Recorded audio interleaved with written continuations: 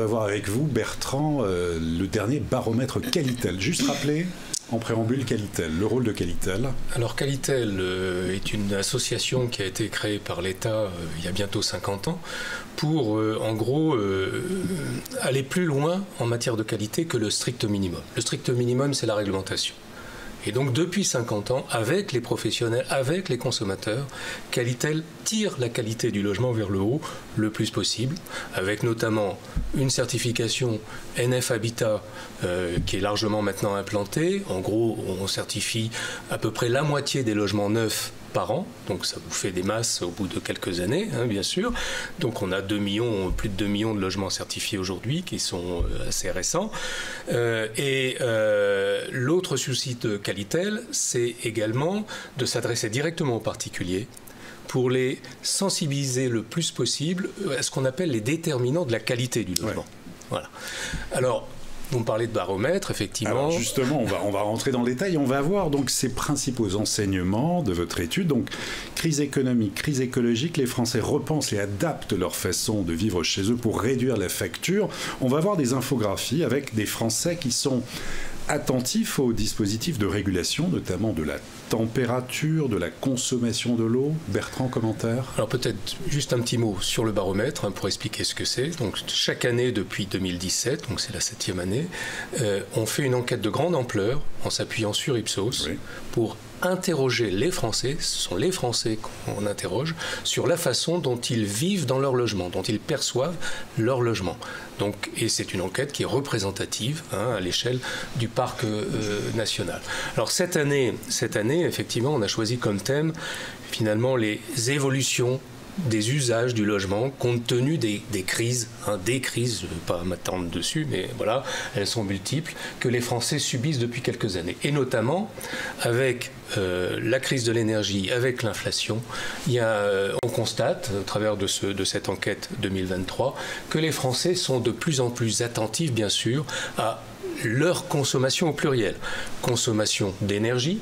Donc sur ce transparent, on voit effectivement que grâce au thermostat qui est largement implanté maintenant, on a 2/3 des Français qui ont un thermostat et qui l'utilisent pour largement d'entre eux à plus de 80%, eh bien ils règlent leur température à leur convenance. Ils peuvent le régler à leur convenance.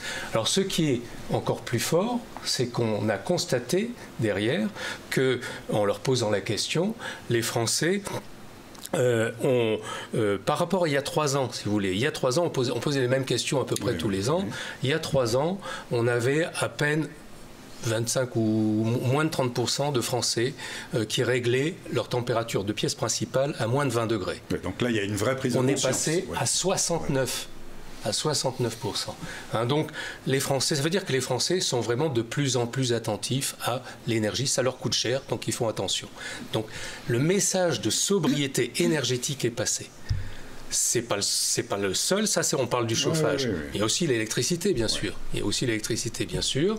Et donc, on constate que les Français, aujourd'hui, ont pris l'habitude de changer leurs ampoules, et en changeant leurs ampoules, de passer au LED. Largement, c'est entre 40 et 50%. Donc le marché des LED est en plein boom dans le monde du logement. Ça apparaît sur ce slide. Sur les 3 dernières années, donc réalisation de changements au sein du logement. C'est vraiment des changements d'actualité qui montrent que les Français réalisent les enjeux et ils sont bien sûr très attentifs à leur porte-monnaie. On voit la raison principale, c'est les économies. C'est les économies, mais ils ont aussi une conscience environnementale. C'est la deuxième raison.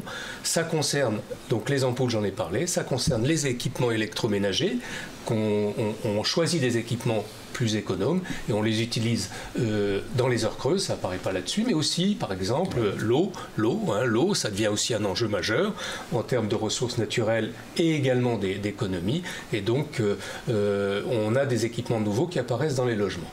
Donc, en termes de consommation d'eau, c'est spectaculaire. C'est spectaculaire, notamment en termes de baignoires, par exemple. Les Français qui ont des baignoires, en quelques années, eh bien, ils prennent beaucoup moins souvent de douche et de bains et de douches qu'avant cette crise sanitaire, on peut dire les crises en général. Hein, les crises effectivement, pour avancer, on va voir notamment les éco-gestes et puis la partie sur les travaux de rénovation, si on peut avancer. Merci.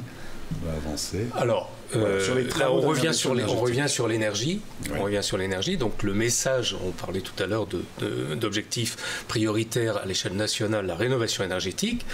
Eh bien, écoutez, on constate dans ce baromètre que les propriétaires ils sont déjà allés pour la moitié d'entre eux. Il y a la moitié d'entre eux qui, depuis 5 ans, ont réalisé au moins des travaux sur un poste. Alors, ça veut dire c'est le chauffage, c'est l'isolation, c'est les fenêtres, hein, vous voyez les possibilités. Et en corollaire de cette question, on a aussi un enseignement, puisqu'on leur a posé la question, mais est-ce que vous envisagez pour la suite d'autres travaux? Eh bien encore, la moitié d'entre eux prévoient de s'engager dans des travaux, soit de nouveaux travaux, soit des travaux complémentaires.